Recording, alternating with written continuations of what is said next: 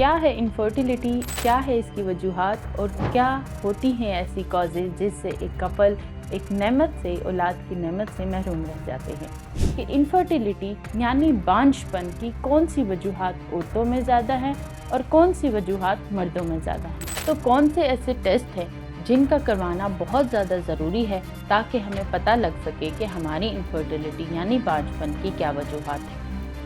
अस्सलाम वालेकुम, welcome to med nice because your health matters. I am doctor Razia Akbar, your medical consultant. कि आज का हमारा टॉपिक है इनफर्टिलिटी। क्या है इनफर्टिलिटी, क्या है इसकी वजूहात और क्या होती हैं ऐसी कॉजेज़ जिससे एक कपल एक नेमत से, औलाद की नेमत से महरूम रह जाते हैं। शादी होने के बाद कुछ ही महीनों के बाद नॉर्मल कपल्स पे अल्लाह ताला एक नेमत से नवाजते हैं जिसे हम औलाद की नेमत कहते हैं। उससे महरूमियत को इनफर्टिलिटी या बांझपन कहते हैं।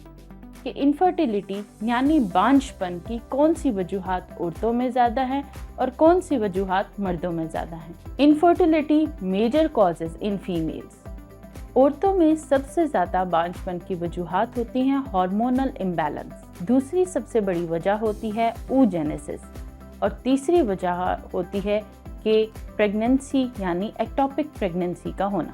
हार्मोनल इम्बैलेंस का मतलब यानी फीमेल्स में बहुत सारे ऐसे हार्मोन्स होते हैं जो फर्टिलाइजेशन के लिए, बेबी बनने के लिए या मैच्योर एग होने के लिए बहुत ज़रूरी होते हैं। इन हार्मोन्स के ज़रा से भी डिस्टर्बेंस की वजह से आपकी फर्टिलाइजेशन यानी मैच्योर एग में प्रॉब्लम आ सकता है, जिसकी वजह से आपकी प्रेगनेंसी नहीं हो सकती। इन हार्मोन इम्बैलेंस में अगर हम देखें तो सबसे ज़्यादा वजूहात होती हैं ओव्यूलेशन डिसऑर्डर्स की। ओव्यूलेशन डिसऑर्डर्स में सबसे ज़्यादा कॉमन है हाइपोगोनेडिज्म एंड हाइपरप्रोलेक्टिनीमिया। हाइपरप्रोलेक्टिनीमिया मीन्स आपकी बॉडी में कुछ हार्मोन्स जैसे कि प्रोलेक्टिन का लेवल बहुत ज़्यादा हो जाता है, जिसकी वजह से फर्टिलाइजेशन या ओव्यूलेशन नहीं हो पाती। और ये हाइपरप्रोलेक्टिनीमिया की सबसे बड़ी वजूहात होती हैं hypothyroidism. If you want to know more about the hypothyroidism, you can watch the video which is shown in the screen. इसके बाद सबसे ज़्यादा वजूहात होती हैं ओवेरियन डिसऑर्डर्स की। ओवेरियन डिसऑर्डर्स में PCOS सबसे ज़्यादा कॉमन है। इसके अलावा फीमेल्स में सबसे ज़्यादा कॉमन है एक्टोपिक प्रेगनेंसीज का होना, एंड्रोमेट्रियोसिस का होना यानी बहुत ज़्यादा ब्लीड और बहुत ज़्यादा पेनफुल ब्लीड का होना। एक्टोपिक प्रेगनेंसीज मीन्स कि आपकी जो प्रेगनेंसी है वह यूट्रस की जगह यूट्रस के बाहर डेवलप करे। If you want to know more about the ectopic pregnancies you can click this link below. Ectopic pregnancies, endometriosis, PCOS, hyperprolactinemia जैसी तमाम हार्मोनल ओव्यूलेशन चेंजेस फीमेल्स में इनफर्टिलिटी की कॉजेज़ बनती हैं। Now will see about the causes of the male infertility. Male infertility यानी मर्दाना बांझगी में सबसे ज़्यादा इम्पॉर्टेंट है या सबसे ज़्यादा वजूहात होती है हार्मोनल इम्बैलेंस की। After that spermatogenesis, erection and ejaculation. तो ये वजूहात थी मेल इनफर्टिलिटी की, यानी मेल और फीमेल इनफर्टिलिटी दोनों इक्वली हो सकती हैं। हमारे पास कुछ पेशेंट्स आते हैं या कुछ कपल्स आते हैं और कहते हैं कि शादी के 2 महीने गुजर चुके हैं और अभी भी हमारे यहाँ औलाद नहीं हुई, जो कि टोटली ही गलत बात है। शादी के बाद 12 महीने यानी 1 साल तक अनप्रोटेक्टेड इंटरकोर्स के बावजूद अगर कपल नॉर्मली प्रेगनेंसी कंसीव नहीं करते तो वो इनफर्टाइल की कैटेगरी में फॉल करते हैं। यानी बांझपन का अंदाज़ा शादी के 1 साल तक नहीं लगाया जा सकता और शादी के 1 साल के बाद रेगुलर कोशिश करने के बाद अगर कंसीविंग नहीं होती तो हम इनफर्टिलिटी की कॉजेज़ के ऊपर देखते हैं। और ये कॉजेज़ कब और कैसे होती हैं और कौन सी कॉजेज़ आप में हैं और उनके लिए कौन से टेस्ट और कब करवाने चाहिए, उसके लिए you need an urgent consultation with your gynaecologist. शादी के पहले महीने में आप अगर नॉर्मल कपल्स हैं और दोनों नॉर्मल हैं health wise, medical wise, family history wise and अगर आपकी फीमेल में रेगुलर पीरियोडिक साइकिल चल रहा है तो 1 मंथ के अंदर 20% चांसेस होते हैं कि that you can get pregnant after the unprotected intercourse. इसी तरह जब टाइम गुजरता जाता है तो आपके कंसीविंग के चांसेस बढ़ जाते हैं and at the 12th month आप ऑलमोस्ट नॉर्मल कपल्स होने में प्रेग्नेंट हो जाते हैं। लेकिन अगर 12 मंथ्स में नहीं होते then you should check for the infertility causes. Infertile होने से पहले मेल और फीमेल दोनों की वजूहात को जानना बहुत ज़रूरी होता है। सिर्फ और सिर्फ आपकी बॉडी की चेंजेस के अलावा आपके इन्वायरमेंटल फैक्टर्स को देखना भी बहुत ज़्यादा ज़रूरी होता है। इनफर्टिलिटी के लिए आपकी फैमिली बैकग्राउंड का देखना बहुत ज़्यादा ज़रूरी है, चाहे वो मेल हो या फीमेल हो, कि आपकी फैमिली में फर्टिलाइजेशन का प्रोसेस कैसा है, कहीं बांझपन तो नहीं है, क्योंकि ये फैमिलियल भी रन करता है।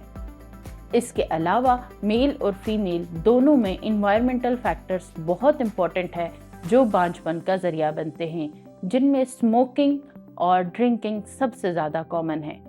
स्मोकिंग चाहे वो फीमेल हो या चाहे वो मेल हो, ये हार्मोन्स यानी आपके फर्टिलाइजेशन हार्मोन्स को डिस्टर्ब करते हैं, आपकी ओव्यूलेशन को डिस्टर्ब करते हैं, स्पर्मेटोजेनेसिस को डिस्टर्ब करते हैं, मेल्स की डिसफंक्शन इरेक्शन का भी कॉज बनते हैं। इसके अलावा फीमेल्स में इन्वायरमेंटल चेंजेस बहुत कम हैं, यानी कि पीसीओएस के साथ वेट का ज़्यादा होना सबसे बड़ी कॉज होती है फीमेल्स में।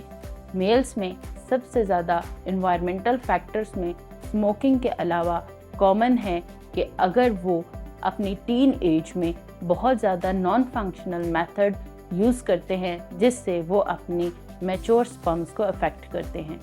इन्वायरमेंटल फैक्टर्स के अलावा अगर मेल या फीमेल दोनों कपल्स में किसी को कोई क्रोनिक बीमारी है, यानी अनकंट्रोल्ड डायबिटीज़ है, अनकंट्रोल्ड हाइपरटेंशन है, या कोई ना कोई बीमारी चल रही है जो कि आपकी प्रेगनेंसी को और ओव्यूलेशन को अफेक्ट करती है, यानी कि हेल्थ बहुत ज़्यादा इम्पॉर्टेंट है।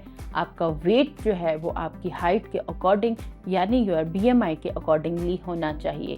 आपकी डाइट में नो जंक फूड्स नहीं होने चाहिए। इसके अलावा आपकी डाइट में एक हेल्दी डाइट जिसमें सबसे ज़्यादा प्रोटीन्स और वेजिटेबल्स शामिल हों। कंसीविंग करने के लिए बहुत ज़्यादा इम्पॉर्टेंट है कि मेल और फीमेल दोनों अपने वेट कॉन्शियस रहें और अपना वेट बीएमआई के अकॉर्डिंगली रखें। हेल्थ फैक्टर्स में जहां फीमेल के लिए ड्राई फ्रूट्स एंड बाकी सारी डाइट्स का इस्तेमाल ज़रूरी है, वहीं पे मेल्स के लिए भी डाइट बहुत ज़्यादा इम्पॉर्टेंट है। अगर आप नॉर्मल कंसीव करना चाहते हैं तो अगर स्मोकिंग करते हैं तो you should avoid smoking and drinking, heavy exercise before 3 to 4 months of conceiving. इन सारे फैक्टर्स के बावजूद अगर आप 12 मंथ्स तक प्रेग्नेंट नहीं होते और अल्लाह ताला आपको किसी नेमत से नहीं नवाज रहे तो you should consult your gynaecologist. तो कौन से ऐसे टेस्ट हैं जिनका करवाना बहुत ज़्यादा ज़रूरी है ताकि हमें पता लग सके कि हमारी इनफर्टिलिटी यानी बांझपन की क्या वजूहात हैं। तो अगर फीमेल्स में रेगुलर पीरियड्स हो रहे हैं तो they should better go for ultrasound pelvis, जिसमें हमें पता लग सके कि कहीं उनको एंड्रोमेट्रियोसिस या पीसीओएस तो नहीं है। इसके अलावा अगर ये दो चीज़ें नहीं हैं तो आप दोबारा पीरियड्स के बाद यानी on your 12th day of cycle अपना अल्ट्रासाउंड पेल्विस ज़रूर करवाएं to see your dominant follicle, ताकि आपके डोमिनेंट फॉलिकल का साइज़ देखा जाए और उसके अकॉर्डिंगली आपको ट्रीट किया जाए। इसके अलावा अगर आपको पीरियड्स में प्रॉब्लम है या आपके हैवी या लो पीरियड्स आते हैं या डेज कम हैं, शॉर्ट टाइम पीरियड है, तो you should go for your hormonal test. Male के लिए सबसे ज़्यादा ज़रूरी है कि वो प्लीज़ अपने सबसे पहले जाकर अपना स्पर्म एनालिसिस करवाएं। स्पर्म एनालिसिस में they will get to know कि either they are fully normal for the fertilization और उनके स्पर्म का काउंट कितना है, उनकी शेप कितनी है और कितने स्पर्म्स हैं जो कि उनको फर्टिलाइजेशन के लिए रिक्वायर्ड हैं। मेल और फीमेल दोनों के टेस्ट होना बहुत ज़्यादा ज़रूरी है और दोनों को एक साथ ट्रीटमेंट लेना बहुत ज़रूरी है। दोनों के टेस्ट होने के बाद ही एक गायनेकोलॉजिस्ट कैन सजेस्ट कि आपकी इनफर्टिलिटी की मेजर वजह क्या है, उनका प्रॉपर ट्रीटमेंट क्या है और किस मेथड से यू कैन कंसीव सक्सेसफुली। आप समझ गए होंगे कि बांझपन फीमेल्स और मेल दोनों में इक्वली पाया जाता है। If you want to take an appointment, you can contact me through the Mednight channel.